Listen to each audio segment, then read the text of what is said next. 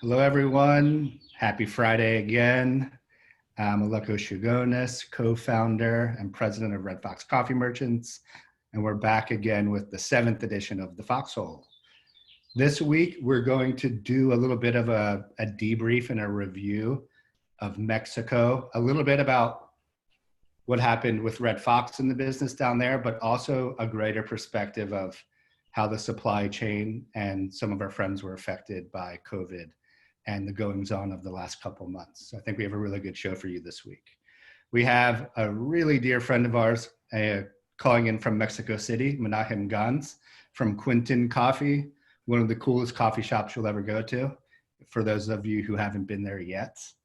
Adam McClellan, who is running the sourcing operations for Mexico and had been down there for a few months. Adam's going to give us a little breakdown in a minute or so about how his timeline went in Mexico.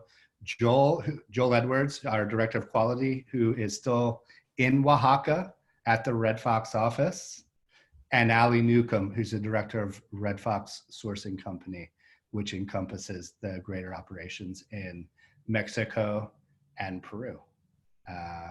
And with me, as always, is Zach Fritzhand, our director of business development, running the show behind the scenes here. So welcome, everyone. Hope everyone had a good week. Feels like things feeling like a little bit more relaxed, no? Day to day now. So let's jump into it. Adam, since you kind of led the charge for Red Fox down there early on, why don't you give us a little update on what your timeline was like? Yeah, so we kind of planned on getting down there right at the beginning of the harvest season because it's a pretty critical time for Red Fox in terms of having meetings with producers. So I personally have two young kids, my wife Sarah and I, and instead of the needed travel to go back and forth throughout the whole season to make that all work, we had decided a few months earlier, back in, I guess, last summer, that we were just going to move down there for 6 months and post up and find a place to live and get the Red Fox office set up. So we left, I think, December 1st, and we were on a plane down there and got our house in Oaxaca City. And just in the midst of looking around for the office for the first couple of months, I was also traveling out to the communities in Oaxaca and Chiapas and Veracruz with Fabian, who's works for Red Fox Sourcing, and currently he's in Mexico, but he's also in Colombia and Peru with us. And we were having meetings with producers, early harvest planning meetings and things like that. And at that point, COVID wasn't even on our radar. I think it was maybe like early January, kind of when the news just started hitting all this. It was just sort of like watching it from afar. It felt like it was something really far away, and we just continued to operate. We found the office we wanted to move into in early February. We couldn't move into it until March. So in the meantime, we were kind of makeshift, sort of tasting early samples, but also mainly just visiting producers and communities to kind of just get everything ready for the time when we would start the buying season. We found the office in Oaxaca City was really the perfect place where Joel is right now. We're really, really stoked to have it. And then all of a sudden the news kind of kept rolling in that the pandemic was spreading. The fear started growing a little bit. And then, really it was when I think it all kind of, the heaviness of it hit when we had a group of roasters. There were some long-term and some new buyers for the Mexico coffees that were down there the first week of March. And we were holding the cupping still that we planned to do sort of one of the first of two brigadas we were going to do, which is sort of a windfall buying round of the best of the harvest from the Miramar and Yositatu communities in Yucuiti. And so the roasters were there to cup those coffees, and throughout the week, more news was just kind of stacking up at like what was really happening with the virus and what was happening with kind of like closures and closing down. Zach came down there, Ali was there, Joel was there. They both kind of came in within that week. And, we changed our cupping protocols a little bit, not to the extent that they have been since then, but we changed them to try to stay, conscientious of the transfer. But then I think really it hit when we decided to cancel the trip up to the indigenous community in Yositatu and Miramar. We were going to be going up there and having the roasters and meet all the farmers and all that. And we basically called that off because it felt like the wrong move to And in hindsight, I couldn't be more happy that we made that decision. It felt like a really hard decision, kind of 50-50 at the moment. But looking back and looking at what's happened now, I can't imagine what would have happened had we gone out there knowing that one of us could have been an asymptomatic carrier of that virus and transmit it to a community that has really no access to medical services, as an aging population, really super vulnerable. And so, and then, subsequently things just continue to close more in Mexico, and my family and I actually left. We had to, when the State Department put out a level 4 alert, we bounced. We had to leave just because with the 2 kids and everything, and not knowing if we would never be able to get back, we just decided to take the last flight we could. Luckily, Joel's posted up in the office there. We've been continuing to couple a lot of samples and see things come down. But what was interesting, and we'll get into this a little bit later, interesting to see how the community, indigenous communities, reacted to this all and closed down their roads up to their communities and things like, and how it affected our coffee supply and all that. I don't know if we should jump into that now, or how are you going to take this, Aleka? Joel, if you have a couple words on how that's been the last couple months. Yeah, I mean, it's been interesting. I feel like there's a couple of things we had to adjust how our protocols for cupping and roasting. We had to do 2 roasts for every sample, which we normally don't.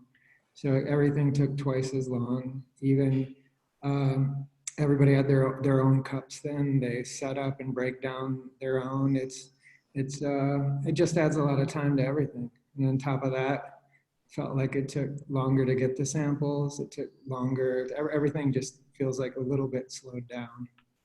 Yeah. Yeah.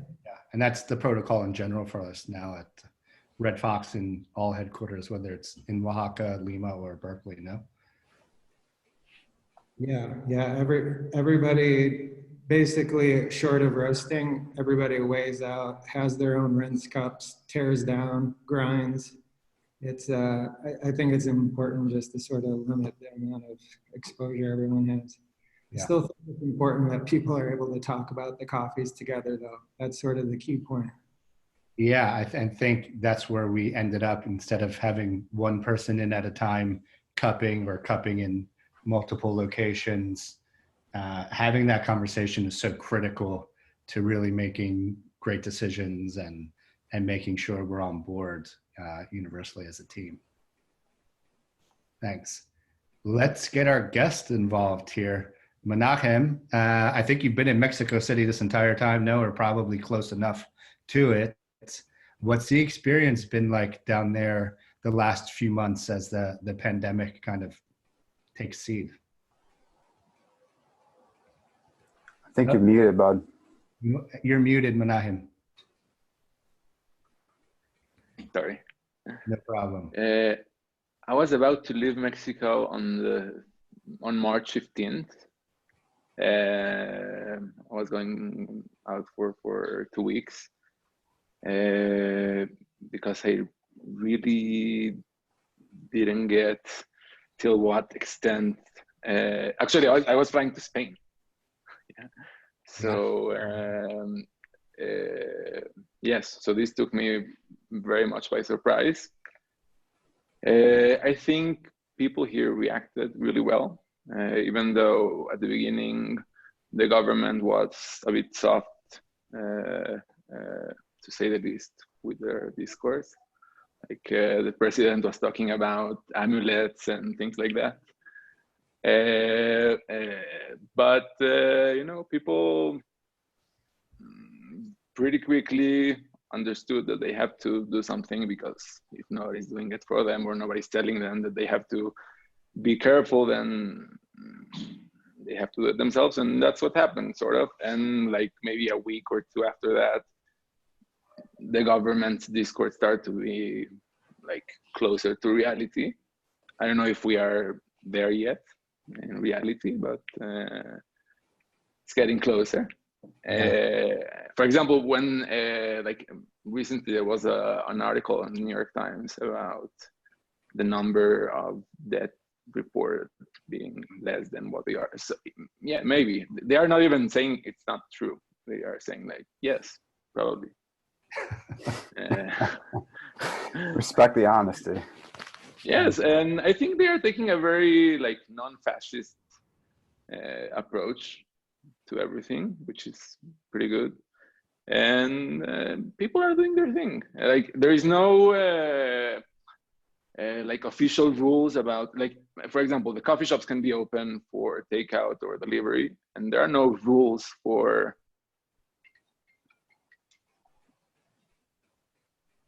Sorry. No problem. Something happened. I don't know. No, you're good. Am I still on? Okay. Yeah. Still on. Okay. Okay. Here. Yes. Where was I? Sorry, I totally. Talking about the mandates, you know, people could come into the coffee shop, but Yeah. So there are no like specific rules for how like the employees have to, if they have to wear masks or if they have to wash their hands.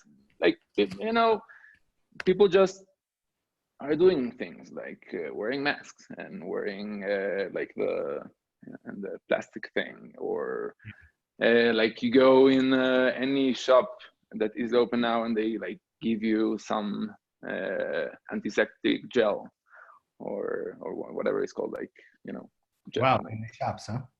Yeah. So everywhere you go, like before you go in, like the supermarket, there will be like a policeman giving you some gel, you know, like not a policeman, like a security guard.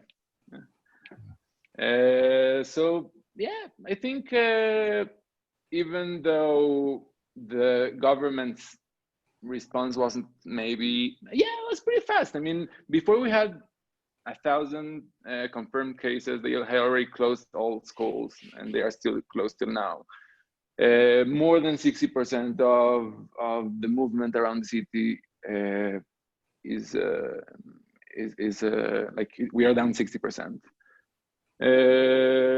So that, I don't know, that helps, no? And also people are careful. The people that you see on the street, you will always see them with masks, even though there is no law about masks. But you see like maybe 5 or 10% of people not wearing masks. So okay. I think that's what's helping us. I mean, of course, some people are dying. We also have 200 million people, or almost 200 million people here. And like not in Mexico City, but in Mexico, the country. And so it's expected people die, you know. And I don't even think they are doing so terrible in dealing with that. Well, that's good to hear. Yeah. Great to get some perspective from you, because I read that New York Times article, and we get, you know, a very specific tailored style of news in our country up here, and it's hard to tell what the reality is, hence why we're having the show right now. It's interesting. So there's been no mandate to shelter in place or stay in your homes? Yeah, I mean, they are suggesting people should stay at home, strongly suggesting. You see like all kinds of street art and like shit that people put on the street about like making you feel guilty about being outside and things like that. But you know, this is the new dimension, you know. This is not something that's going away in 2 months or anything. So people have to, if they run, I don't care if they run, if they are careful about, you know, being careful about what they have to be. So that's what's happening here. Like, people are not going out excessively. They just go about their lives in a manner that they are like most of the day in their houses. And maybe they will go out and buy some bread. How is, for example, like, I think about what I do when I'm in Mexico City, and one of the first things I always do is go to Taqueria Orinoco. I love that place. That's historically just jammed. It's packed. Is that still open? Are they seating people? Are restaurants? No, of course not. Like I saw on the first weeks that it started, like some tourists still came here, because like you can fly to Mexico. Everybody can, and like they won't ask you. I mean, maybe they will take your temperature at the airport. Yeah. and they were like surprised to see that everything is closed. Like there is a law that all non-essential businesses have to be closed. That is in place. Like, but that's like the only thing. Okay. Like for example, there's no beer, like normal beer. Like you can get specialty beer, but you can't get Whoa, that sounds Corona. No Pacificos or anything? You can't get Tecate, you can get Dos Equis, you can't get any of the like regular brands because all the factories are, but they are restarting, I think, next week or the 1st of June, something like that. That's a rugged situation for Mexico, huh? Yeah. You just opened a bakery right before this, right? How has that been? Yeah, like 1 week before. I thought it was going to be a total catastrophe, but it ended up, I mean, I don't know. I know some people are having a bad time, but I mean, I cannot complain about something that's, I mean, of course, some of our sales are down. Like, for example, all our wholesale accounts, like they are not buying coffee because even if they are still open for delivery, it's not like people are ordering like a cappuccino, you know? Yeah. So they are not ordering coffee. So our wholesale accounts are pretty down, like maybe to 10%. That's the next question, actually. How the effect on Quentin and the shops, and also that wholesale. I think wholesale went totally, down the slope. But retail has been pretty good, and like people are buying online. People like we set up our own delivery because we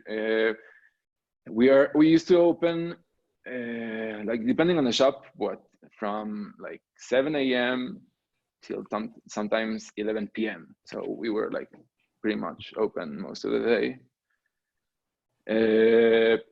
And now we are only open from 8 to 7 p.m. So of course we didn't have enough hours for all of our people, especially because we had like 2 baristas in each store. So we saw, and also like now we have 3 stores, and like we thought we had to hire more people for the for the bakery, the new store, and we hired 1 person, but that was exactly the week that all this started. So we told that person, like, you're great, but maybe come back after all of this. But all the rest stayed. But what we did was like cutting a little bit of hours, like maybe 2 hours per person per day. But everybody kept their job, and somebody's doing deliveries from inside our team. So instead of paying Uber Eats or Rappi or whatever other app is available here, like the baristas are getting those tips, and also we are not paying like 25% plus taxes to whatever company is doing our deliveries, because we can do it ourselves. We have people that we want them to stay with us, and if that's the way, then and it worked, like we are doing our own deliveries. We started doing everything our own, like our own kombucha, our own concentrates, our own everything. And now, like it's even better, Your own brownies. Yeah, brownies too. I don't know if we are allowed to talk about that, but we got some brownies. Our savviest clients try to diversify what they're doing and add like entirely new product lines to their mix, whether it's kombucha or brownies or we always sold kombucha, but now we are making our own kombucha. We're even selling it cheaper than before. Okay. It's better tasting, Yeah. We are learning a new way of being ourselves, Yeah, exactly. I think part of the silver lining for some businesses is that you're learning more about yourself and how to do more things yourself, no? Yeah, like we have a great team. People know how to do stuff. Uh, they have like all the team has been so amazing, and that also helps, you know. And also the client really like I was really worried about, for example, a lot of our clientele were tourists. So I was worried about like what will happen with that 30-40% of people that were tourists. And like not much happened in terms of retail. Uh, like people sort of like us. I don't know why, but Yeah. they are still looking for us from their houses. Yeah. And they come visit if they can, like for like a bread or something, and that is what really kept us going. I was worried for maybe 20 days, from maybe March 20th to the first days of April. But then everything started to pick up. Like people started to order in our delivery. Like for example, here in Mexico, we use a lot of WhatsApp. So you can also set up like a business account on WhatsApp and have a menu there. So if you go to our account on WhatsApp, you can like see our menu and order there, and we'll send it right away if you're like 10 kilometers around, you know. And if not, we'll do something else, or tomorrow maybe. Yeah. Offering more services to make it work. I mean, that sounds really great. And also the bread was pretty good. Helped. Yeah. Hola. I hope so. Yeah. Let's shift gears a little bit here. I want to hear from some of the Red Fox crew on some of the anecdotes that we've picked up from some of our supply partners out in the countryside on how things have affected them, the supply chain in general, their communities, all of that stuff. I know, Ali, I think you spoke to our friends at Galguera, Jesus specifically, no?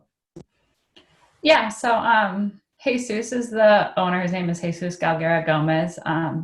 He's one of a few different miller and exporter partners that we have in Mexico. And I chatted with him a little bit to get a sense of how his business had been affected on the milling and export side. And because coffee was deemed an essential business and he has a small team in a really big space, so that part wasn't really affected at all. He says it's really been business as usual in terms of getting coffees milled, getting coffees to port, customs. He hasn't really seen any hiccups at all. We've also, so Jesus has a lot of buying relationships in the Pluma region, and he also partners with us to mill and export coffee for some of the smaller producer groups that we work with. And in that sense, I found it really interesting to talk to him. He said, sort of the first thing he said was that the timing of this was really fortunate. Like if all of this had happened in December during the peak harvest, it would have been just devastating, because where we have seen a lot of challenges, and I know Adam is going to get into this a little bit more too, is in getting the coffees down to Oaxaca. So by March, just about all the coffee was already delivered, and the pieces that Galguera Gomez and the other millers and exporters are doing were flowing. But the communities closed down access. People weren't able to go in and out. Jesus, one of the services that we've partnered with him to provide is the financing and transport in the cases of producers who can't do that, can't transport the coffee down themselves or need access to financing, and he needs to be able to send his people out there to do that. And during, since March, he hasn't been able to do that. So if this had happened in December, January, in the peak of going out and collecting coffee and paying producers, that none of that would have happened. Yeah, I feel like that's one of the big takeaways here is the timing. I mean, it's brutal no matter how you slice it up. But if it had happened a little bit earlier, there would have been a much larger disturbance in the supply chain and the ability to harvest coffee in Mexico, no? And it's going to be a challenge for the South American producing countries coming up. Colombia's pretty much getting started right now in the lower altitudes in Peru, and Brazil's probably in the thick of it. We know that Rwanda is probably right in the middle of their peak season right now. These are all issues that are affecting us. Before I throw this to Adam quickly, audience, please feel free to hit us with any questions. Put them in the chat box, please. We'll get to as many as possible. We have a few that came in earlier, and we'll get to those over the course of the next 20, 30 minutes. Thanks, everybody. Adam, Chiapas? Yeah. Well, what was interesting was like Chiapas was having a lot of labor shortages even before this started in December because of the border issues with Guatemala. A lot of the labor in Chiapas comes from migrant workers from Guatemala that were coming over, and they weren't able to get across the border because they were basically shut down through the migrant caravans that were passing through Mexico to try to get to the U.S. border.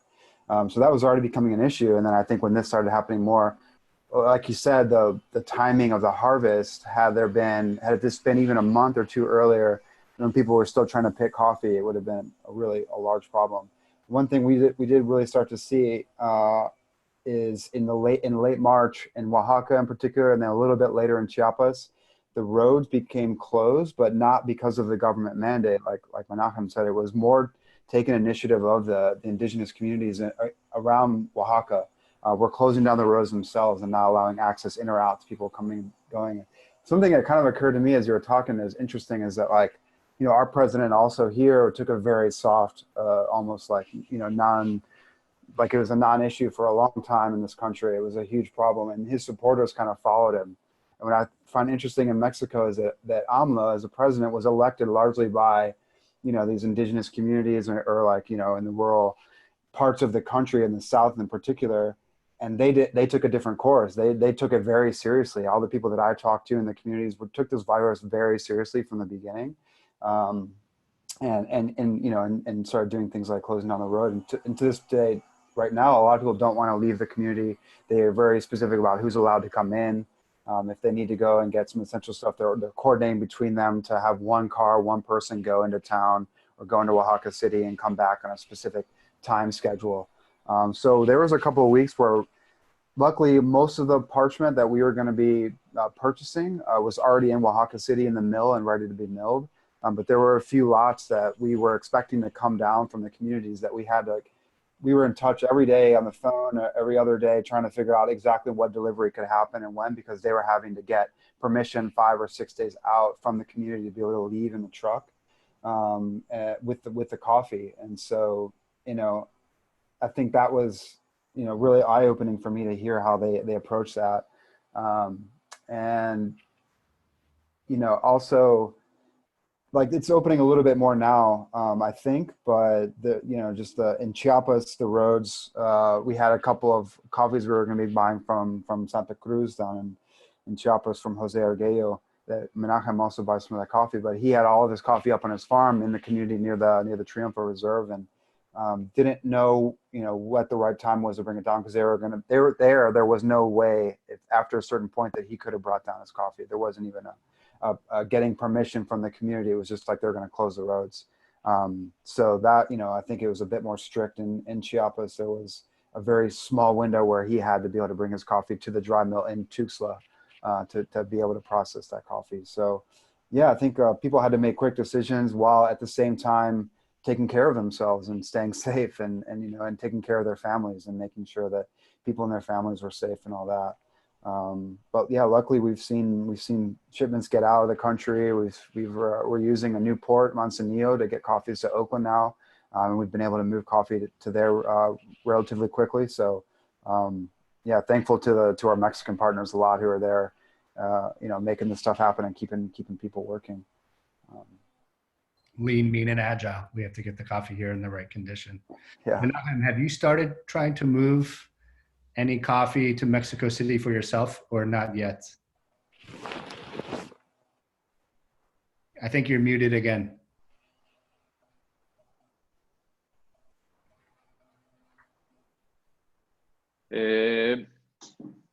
We haven't had any trouble thus far. Most of our Mexican coffees we buy through ensembles that, you know, these guys.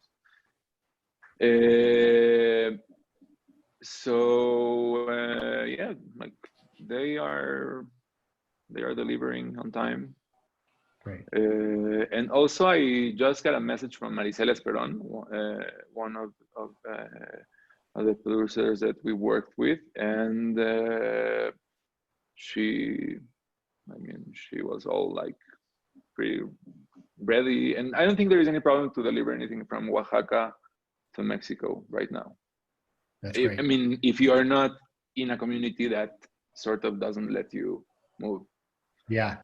It seems like that's the major disruption potentially that communities have. But I think like after June 1st, things will really start to loosen out. Like even now, it's just like people are understanding that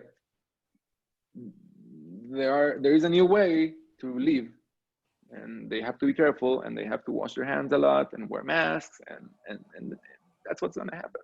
They are just going to fully understand that, embrace it, and go on with life. Like in Mexico, it was always really impossible to, like, beyond the government's message, it's really impossible to stop this country. People here live more than by the day, like day by day, hour by hour, you know? Yeah. So it's not even real to think about a real close down of Mexico, because people would die from it, but like in a really, like in a very real way, not a metaphorical way of dying, like, oh, the economy, blah blah blah. I'm not talking about big corporations, and I'm not worried about Aeromexico. I'm not worried about, you know, they will be fine. But normal people that sell tacos and tlacoyos and all, like, they can stop. Yeah, they're living hour to hour for the wage now, as you say. Yes. Not wage, like a person that has like a little place on the street. Like, you know, Mexico is full of them. Like one street can have 20. Like every taco there is maybe 12 pesos now. That amounts to something like 50 cents US. So, you know. Yeah. Not like and of course they are selling much less now, so they have to stay, you know, and keep on. Yeah. When you say that you think Mexico will open further come June 1st, is that because the curve is flattening, or is that just ridiculous to think about in the first place? Is it because people need to be? I mean, they already announced the plan. So this is not a speculation. They announced a plan of reopening Mexico. Like they are zoning Mexico on 3 different, like on, it's like green, red, or yellow. So depending on, like, if you're a municipality that has no COVID confirmed case, then they are going to open that municipality, and the adjacent municipalities that don't have a lot of communication with other municipalities that do have, they are like, if they have 10 confirmed cases, maybe they will, but if they have 100, they won't, like something like that. I don't know exactly what the zoning plan is, but there is something like that. That's going to start happening, that already started, like even this Monday it already kind of started, like in some parts of Chiapas, things like that. So yeah. Okay, let's shift gears again. Let's look, are we going to go through the map, or are we just going to go through kind of a regional update, essentially a wrap of what we did in Mexico as a company ourselves this season? We can use the map to do that at the same time, maybe. Do we have that, Zach? Pull that up. Yeah, I'll pull that up right now. I think we can get through this pretty quickly. We don't have to Yeah. spend a whole lot of time on it.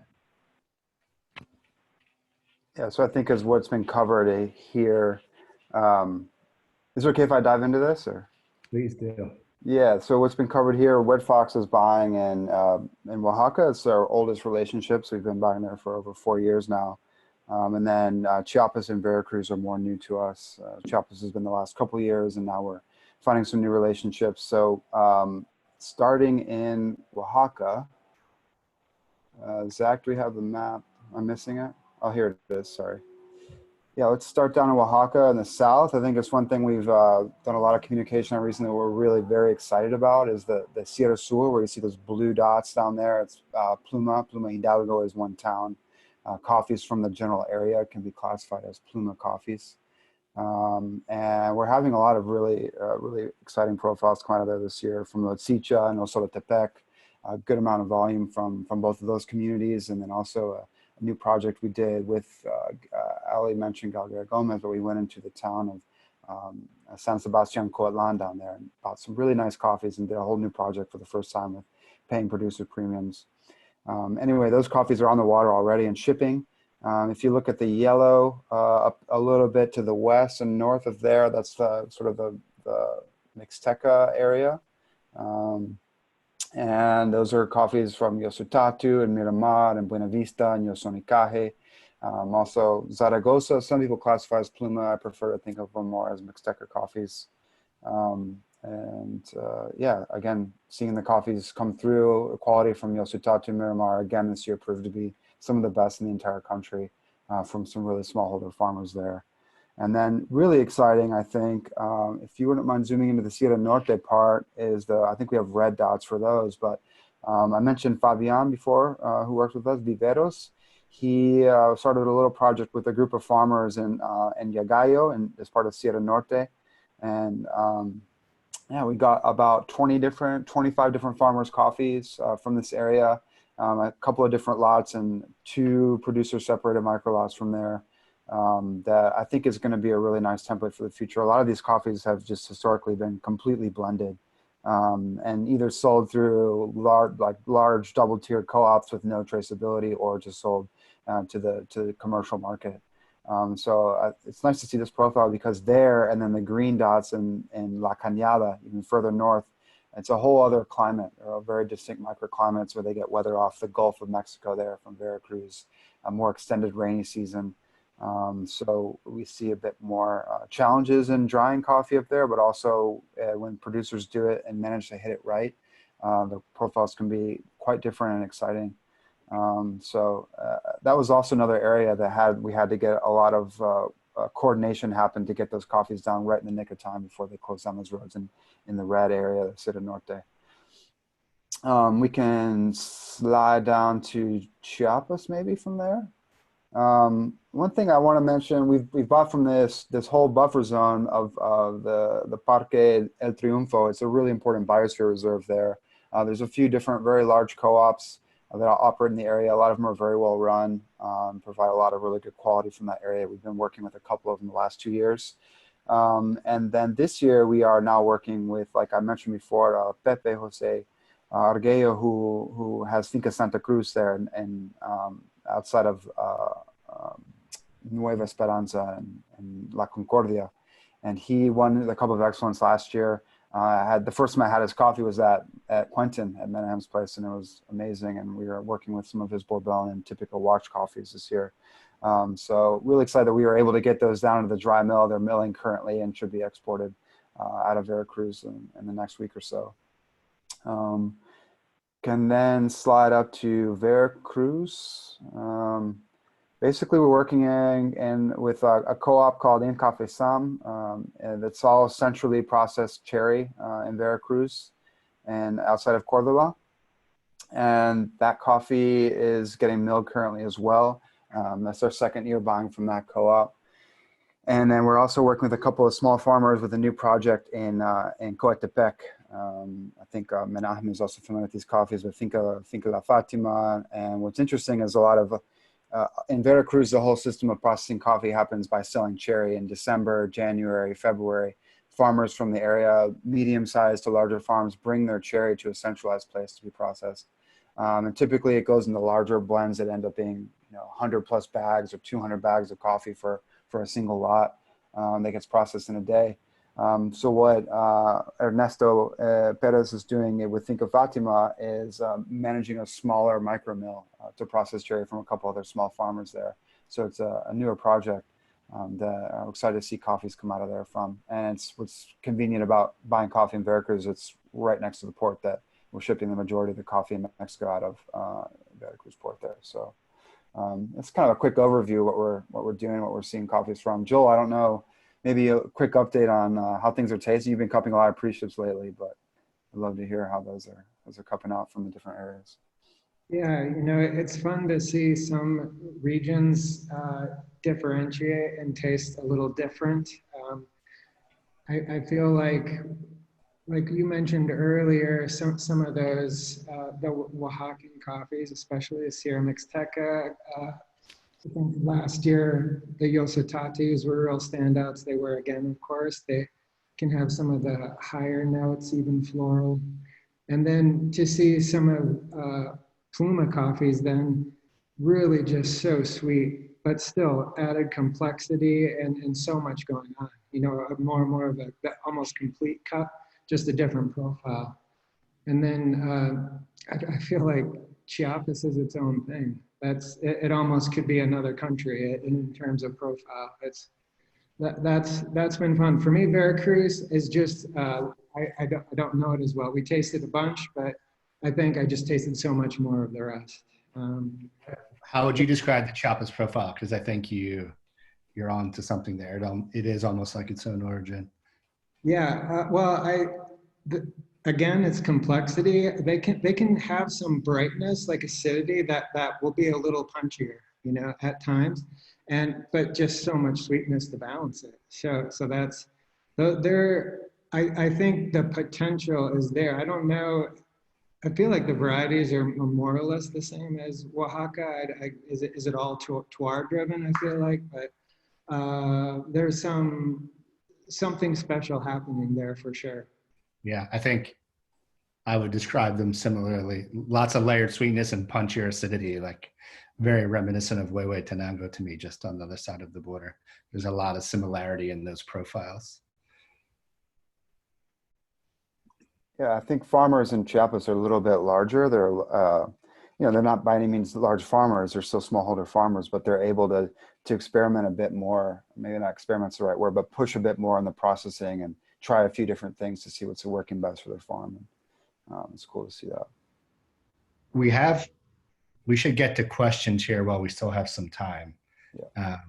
One of them is along the lines of Chiapas, and you just gave a good overview, Adam. Thank you. One of the more specific questions from TJ, who used to be at Elm, are there any particular coffees in Chiapas that you're excited about, like specifically? I don't know if there's any lots or producers or such that we could highlight.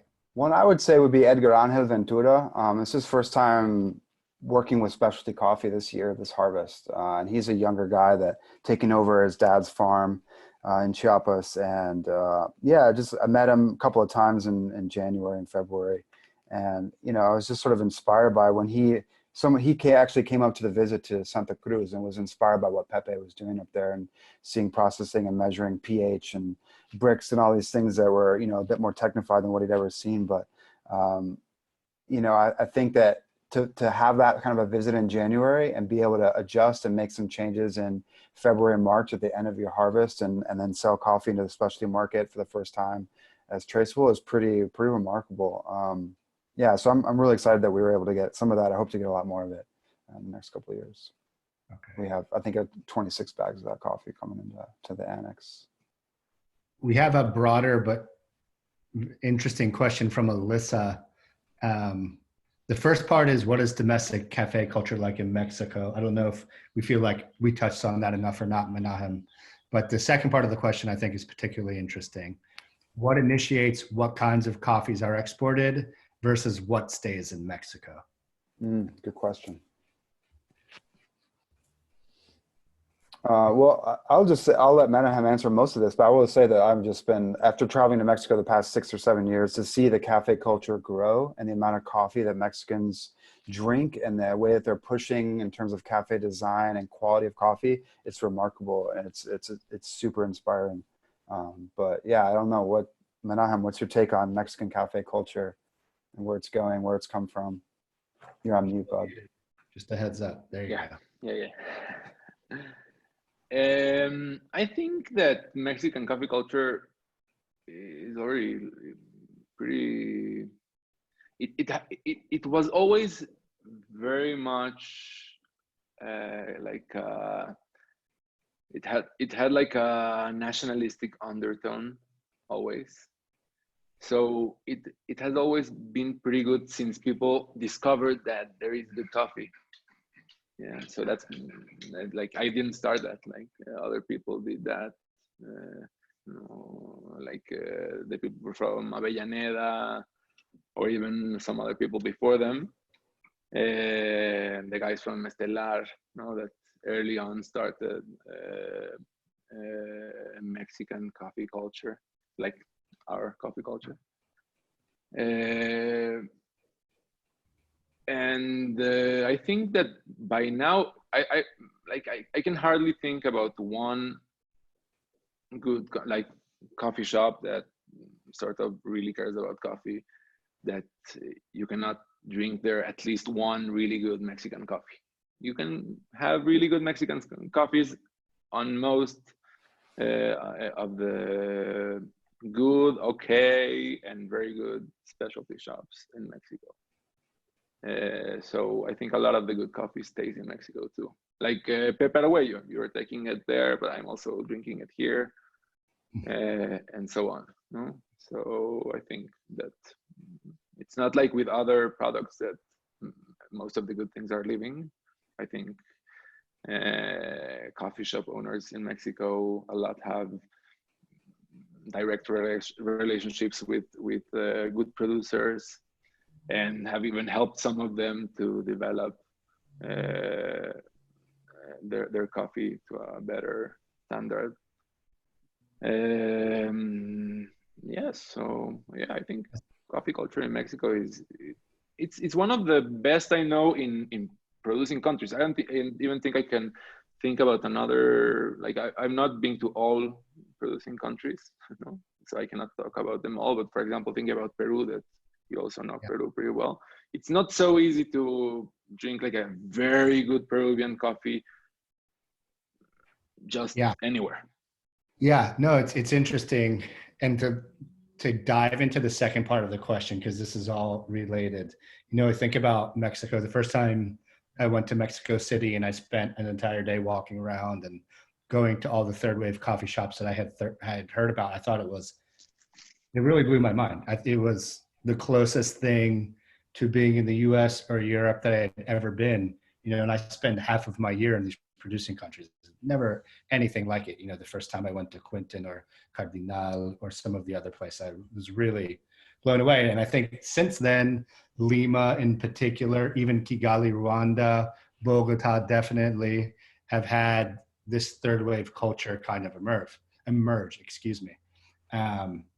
The second part of this question, though, what initiates what stays and what gets exported in terms of specialty is interesting, because in those other consuming cities now, it will change. Like Mexico started the change years ago, where there's a larger dynamic of nationals, including yourself, you're the prime example, and our friends at Estelar and wherever else, in a way competing with us for some of the same coffees to keep them in the country and consume them yourselves, which is excellent. That's one of the greatest revelations of the last handful of years in specialty.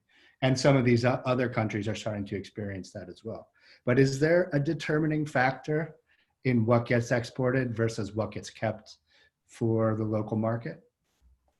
I don't think so. Like, for example, one of our direct relationships is Marisela Esperon. We buy all of her crop.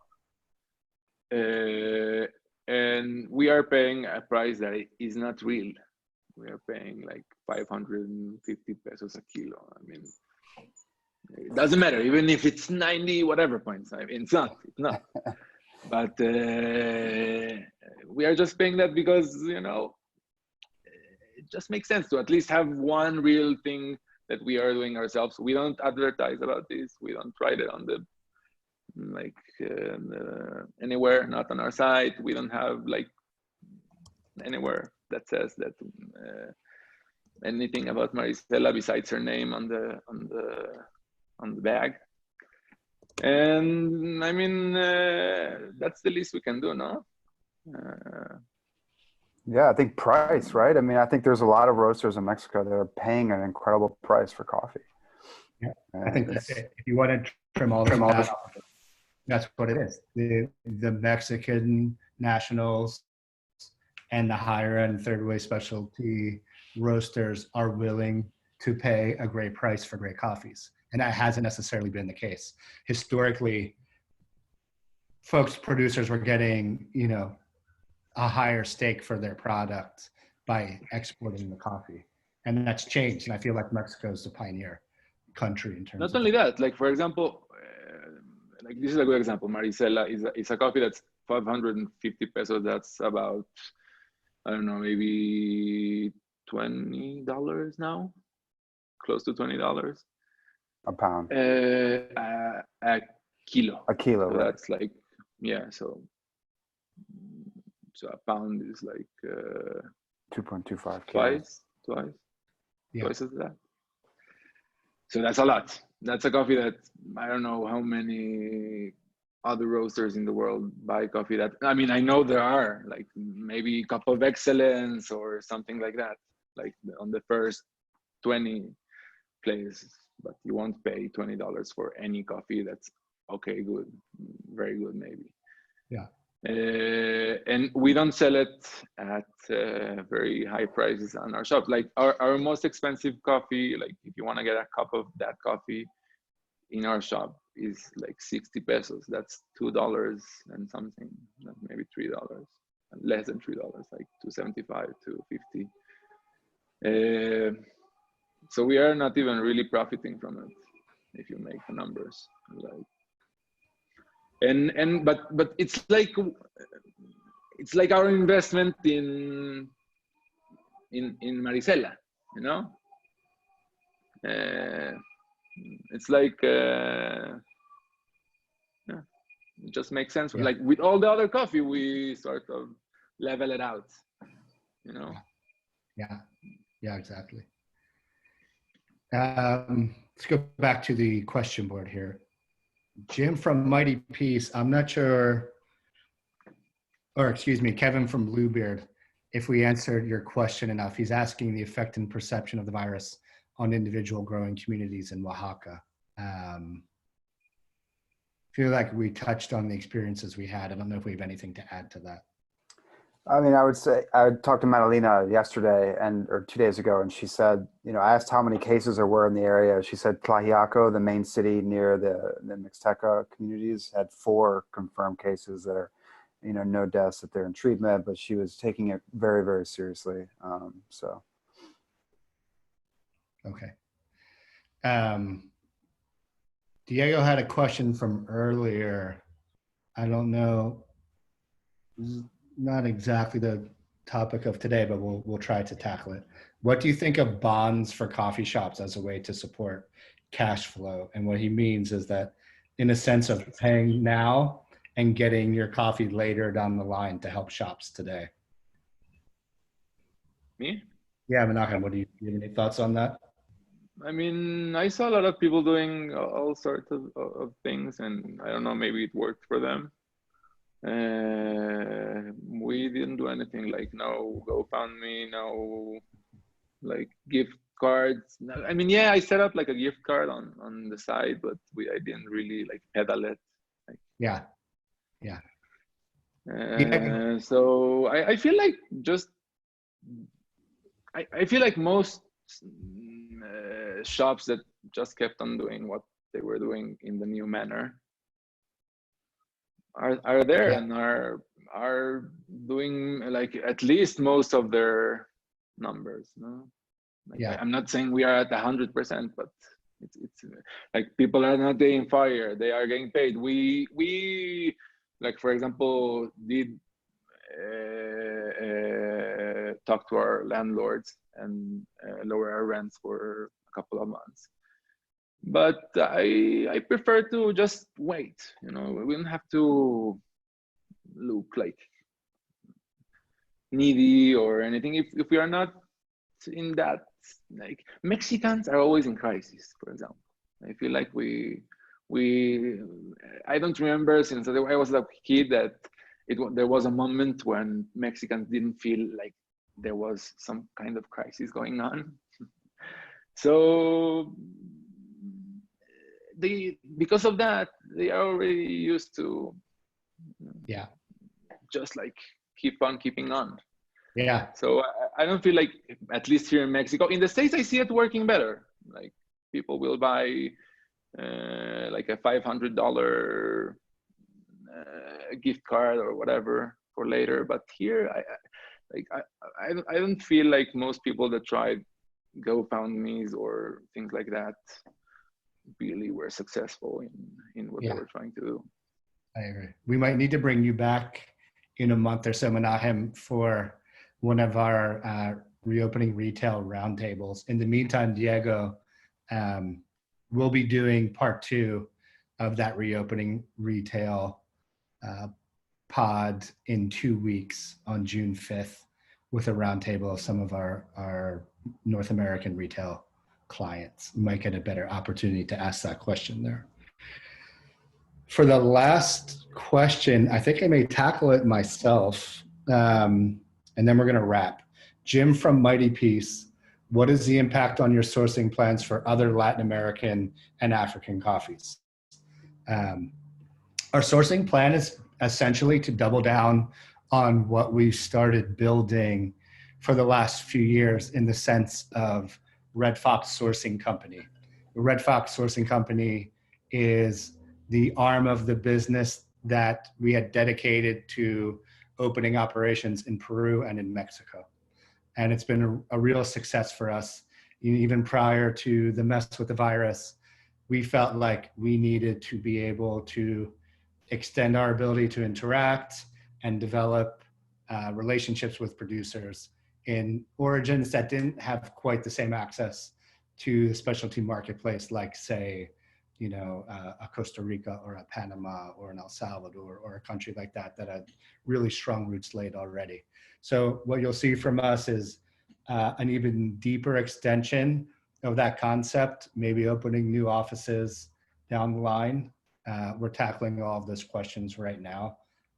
But I think what this moment has solidified in our minds is that we were on the right path and that we need to keep doing what we're doing.